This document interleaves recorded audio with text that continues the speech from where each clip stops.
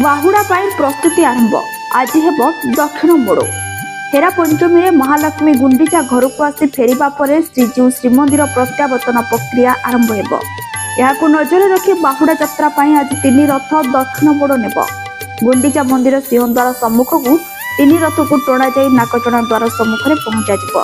ରଥଯାତ୍ରା ସମୟରେ ଶ୍ରୀମନ୍ଦିରରୁ ଗୁଣ୍ଡିଚା ମନ୍ଦିର ପର୍ଯ୍ୟନ୍ତ ରଥ ଗଡ଼ିବା ସମୟରେ ରଥର ବିଭିନ୍ନ ଅଂଶରେ କିଛି ତ୍ରୁଟି ଦେଖାଦେଇପାରେ। ତେଣୁ ଦକ୍ଷିଣ ମୋଡ଼ ପୂର୍ବରୁ ସୋମବାର ତିନି ରଥର ଯାଞ୍ଚ କରାଯାଇଥିଲା। ଯାଞ୍ଚ ସମୟରେ ରଥରେ ଦେଖାଯାଇଥିବା ଛୋଟ ଛୋଟ ତ୍ରୁଟିକୁ ସୁଧାରି ଦିଆଯାଇଛି।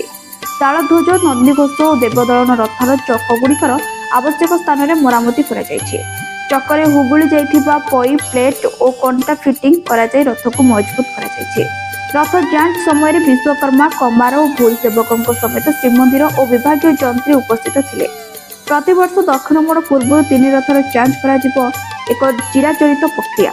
ଚଳିତ ବର୍ଷ ରଥଗୁଡ଼ିକରେ କୌଣସି ବଡ଼ ଅସୁବିଧା ନଥିବା କୁହାଯାଇଛି। ଯେଉଁ ସ୍ଥାନରେ ରଥର କିଛି ଅଂଶ ହୁଗୁଳି ଥିଲା ସେଠାରେ କ୍ଲାମ୍ପ, ଚାନ୍ଦି ଓ ପ୍ଲେଟ୍ ଲଗାଇ ମଜବୁତ କରାଯାଇଛି। ପ୍ରଶାସନିକ ଧାର୍ଯ୍ୟ ସମୟ ଅନୁସାରେ ସକାଳ 10ଟାରୁ 11:30 ମଧ୍ୟରେ ଗୁଣ୍ଡିଚା ମନ୍ଦିରରେ ଠାକୁରଙ୍କ ସକାଳ ଧୂପ ନୀତି ସମ୍ପନ୍ନ ହୋଇଛି। ଏହାପରେ ଦିନ 12:30ଟାରେ ରଥ ଚାଳନା ପାଇଁ ମହାପ୍ରଭୁଙ୍କ ଆଜ୍ଞାମାଳ ବିଜେ କରାଯିବ। ଏହାପରେ ନାକଚଣା ଦ୍ୱାର ଅଭିମୁଖେ ତିନି ରଥ ଟଣା ଆରମ୍ଭ ହେବ। ତିନି ରଥ ନାକଚଣା ଦ୍ୱାର ସମ୍ମୁଖରେ ପହଞ୍ଚିବା ପରେ ପୁଣି ଥରେ ରଥଗୁଡ଼ିକର ଯାଞ୍ଚ କରାଯିବ।